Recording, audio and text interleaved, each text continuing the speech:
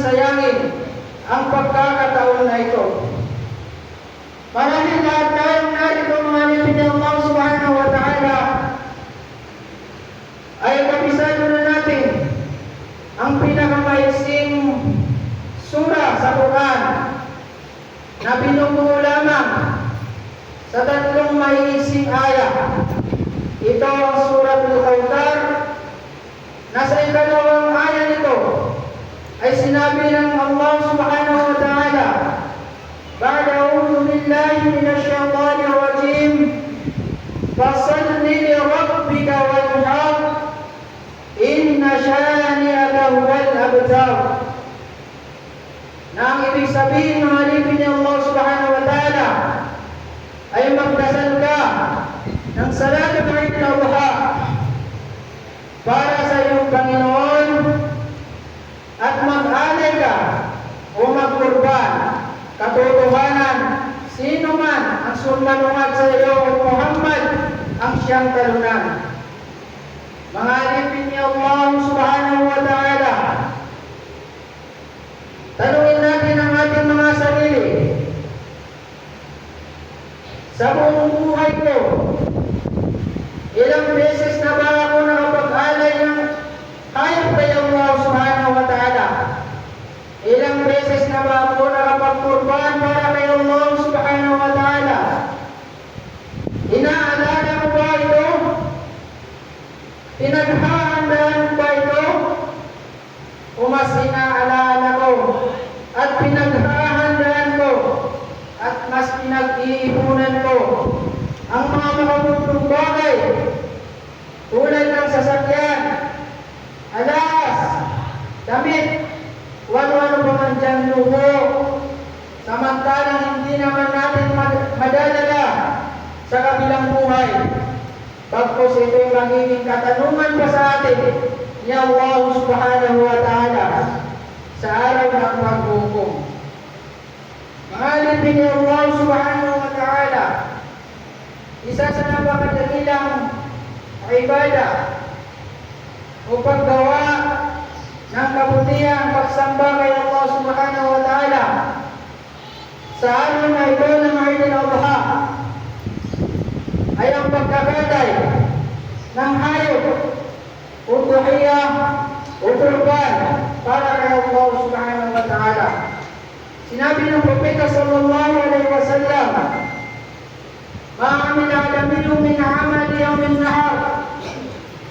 Walang pwedeng magawa ang isang tao sa araw na ito ng Eid al-Adha ahabba ila Allah min ihraqid dam, na mas kalungkot kay Allah subhanahu wa ta'ala na higit pa sa pagkatay ng hayop pag-alay kay Allah subhanahu wa ta'ala. Wa innaha lata'ti yawm al-qiyamati bi quruniha wa ash'ariha wa aqrabiha.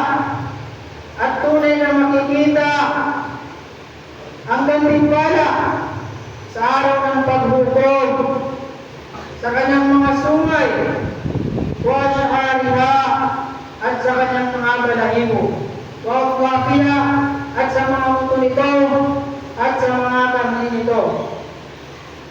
Wa inna al-dama la yaqaw min al-mati makanin qabla an yaqa min al-ard. At tunay na ang mga dugo nito ay makakarating kay Allah subhanahu wa ta'ala bago pa man tumulog sa lupa. Waqimu biha nafsan, sinabi ng Propeta sallallahu alaihi wasallam, dalisayin niyo ito ang inyong mga sarili. Ang alipin ni Allah subhanahu wa ta'ala, isa pang nabanggit ng Propeta sallallahu alaihi wasallam sa hadith, "Inna awwal ma nabda'u bil yawm," ang unang-unang gagawin natin, sabi ng Propeta sallallahu alaihi wasallam, sa araw na ito ay magsasala tayo, an nusalli, magsasala tayo ng salatul Adha, thumma narji fananhar, at tayo iuwi sa ating mga bahay upang mag-alay ng hayop kay Allah subhanahu wa ta'ala. upang mag-alay ng hayop kay Allah subhanahu wa ta'ala. Faman fa'alahu faqad asaba sunnatana. At ang sino man ika ng Propeta sallallahu alaihi wasallam ang ganito ang kanyang gagawin ay tunay na tumama sa aming mga paraan. Tumama sa paraan ng Rasulullah sallallahu alaihi wasallam. Wa man tuqiya qablaan fa innama huwa lahu qaddiman qaddamahu jahli. At sino man ang magkatay ng hayop bago ang Eid al-Adha o before ang salatul Eid al-Adha ay siya'y nagkatay na pagkain ng kanyang mga pamilya. Pagkain ng kanyang mga pamilya. Malaysa minang nusuk fi shay. Walang kinalaman doon ang pag-alay kay Allah subhanahu wa ta'ala o pagkurban. Malinaw sa hadith ng Propeta sallallahu alaihi wasallam na ang oras ng pag-alay o pagkatay ng hayop sa araw ng Eid al-Adha ay pagkatapos ng salatul Eid al-Adha. Pagkatapos ng salatul Eid al-Adha hanggang sa paglubog ng araw sa ikatatlong araw ng ayyamul at-tashrik. At ang nabatiin ng Rasulullah sallallahu alaihi wasallam na pinakamainam na ipagkurban ay apat ang hindi pwedeng ipagkurban. Una, ang hayop na nabulag, klaro ang kanyang pagkabulag. Pangalawa, ang hayop na napilay, klaro ang kanyang pagkapilay. Pangatlo, ang hayop na may sakit, klaro ang kanyang pagkasakit. Pangapat, ang hayop na payat at wala ng laman. Mga alipin niya Allah subhanahu wa ta'ala, ito'y kabilang sa mga aral na tinuturo sa atin ni Allah, na itinuturo sa atin ang napakadakilang aral na ito, na tayo lumastos mula sa mga biyayang ipinagkaloob lamang sa atin ni Allah subhanahu wa ta'ala. At ang lahat ng mayroon tayo ngayon na biyaya ay galing kay Allah subhanahu wa ta'ala. At itatanong yan ito sa atin sa araw ng paghukom. Itatanong na sa atin sa araw ng paghukom ng mga biyayang ipinagkatiwala lamang sa atin upang magamit natin sa mabuti at tama. Ang alipin ni Allah subhanahu wa ta'ala, hindi buhay ng ating mga anak ang hinihiling ni Allah subhanahu wa ta'ala na siyang isinutot niya sa ating mga propeta Ibrahim alayhi salatu wassalam, kung saan siya ay inutusan ni Allah subhanahu wa ta'ala na ialay ang kanyang naibig-ibig na anak na si Ismail alayhi salatu wassalam. Ang ating ama si Ibrahim alayhi salatu wassalam ay kailanman ay hindi nagdalawang isip maging ang kanyang anak na si Ismail alayhi salatu wassalam na isang insumo ni Allah subhanahu wa ta'ala. Sinabi ni Allah subhanahu wa ta'ala sa surah As-Saffat, "Ba'da a'udhu billahi minash shaitanir rajim, qala ya abati fa'al ma tu'mar, satajiduni insya'Allahu minas sabirin." Sinabi ni Allah subhanahu wa ta'ala, sinabi ni Ismail, "O aking ama, isagawa mo ano mang ipinag-utos sa iyo ni Allah subhanahu wa ta'ala. Sa kapahintulutan ni Allah subhanahu wa ta'ala, ako'y matatakbuhan mo na kabilang sa mga matisin." Alipin ni Allah subhanahu wa ta'ala, napalaki ni Ibrahim alayhi salatu wassalam ang kanyang anak na si Ismail sa napakalinang na paraan at nahukog niya ito ng napakabuti. Ikumpara natin sa ating mga anak. ating mga anak ay pinakamalaking biyaya sa ating Allah subhanahu wa ta'ala. Subalit kasama ng pagiging biyaya ay pagsubok rin sa atin ni Allah subhanahu wa ta'ala.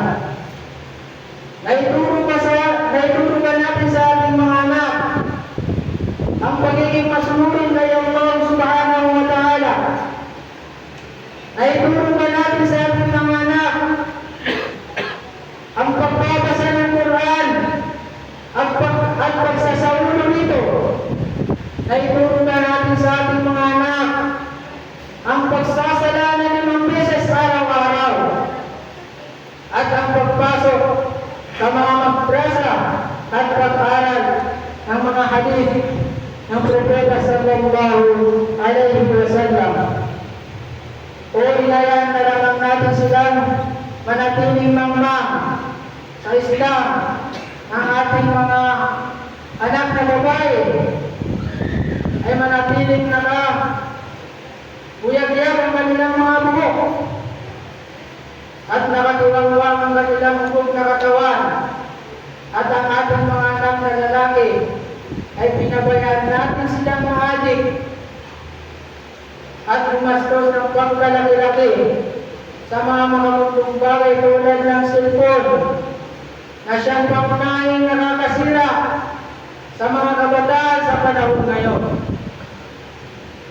Mahalipin niyo Allah subhanahu wa ta'ala,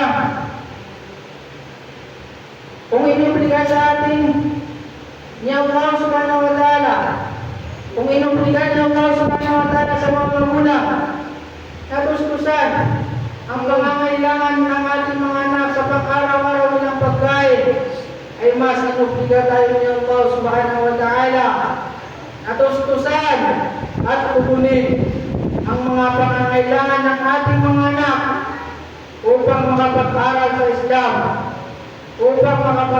sa Islam, dahil yaon ang tunay na tagumpay, hindi lamang dito sa mundo, pati sa kabilang buhay. Mahalipin ni Allah subhanahu wa ta'ala, magbalik loob kayo kay Allah subhanahu wa ta'ala sa araw na ito ng Eid al-Adha, ay araw ng pagsasaya at pagsasalo-salo, araw ng pagbabatian at pagbabatawaran, araw na pagbabatian at pagbabatawaran, lalo-lalo na sa ating mga kamag-anak. Batiin natin ang ating mga kamag-anak at ang ating mga kapitbahay, at ang ating mga kaibigan, lalong-lalo na ang ating mga magulang at ang ating mga anak, kahit sila'y nasa malayo. Nariyan ang cellphone, padala natin sila ng mensahe o video call. Pinadali sa atin ng Allah subhanahu wa ta'ala ang lahat upang wala na tayong may rason pa. Mahalipin niyo Allah subhanahu wa ta'ala,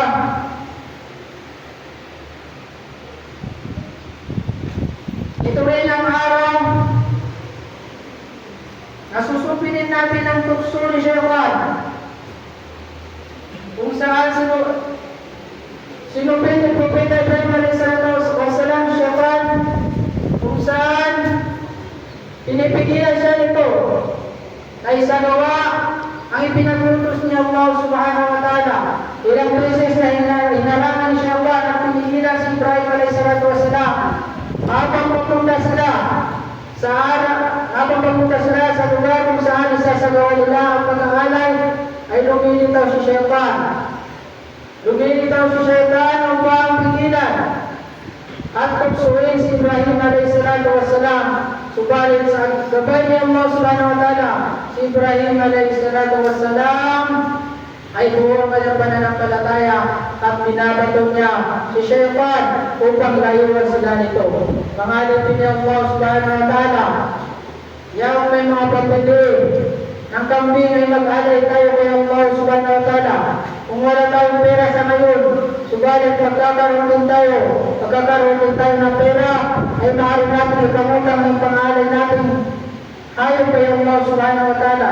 Kung nangungutang tayo para sa ating mga lulo, kahit alam natin ito bawal, ay mas dapat nangungutang tayo para sa pangalan natin kay Allah subhanahu wa ta'ala. Sinabi ng Propeta sallallahu alaihi wasallam, sino man ang may kakayahan na mag-alay at hindi siya nakurban sa araw ng Idul Adha, ay huwag lalapit sa mga aming masjid, sabi ng Propeta sallallahu alaihi wasallam. Totoo hindi obligado ang pag-alay kay Allah subhanahu wa ta'ala, subalit si Propeta sallallahu alaihi wasallam ay nagpahati ng napakatinding babala ng pagkamuhi sa mga taong sinasawalang bahala ang pag-aalay ng hayop kay Allah subhanahu wa ta'ala sa araw na ito, ng araw ng Idul Adha. May apat na po tayong araw na para sa mga taong hindi nakapaghanda sa araw na ito ng kanilang kakatayin. Mahalin po niya Allah subhanahu wa ta'ala. Itong araw na ito ay kapistahan hindi lamang natin mga Muslim, kundi pati si Allah subhanahu wa ta'ala ay kabilang sa kapistahan ito. Kabilang sa kapistahan ito.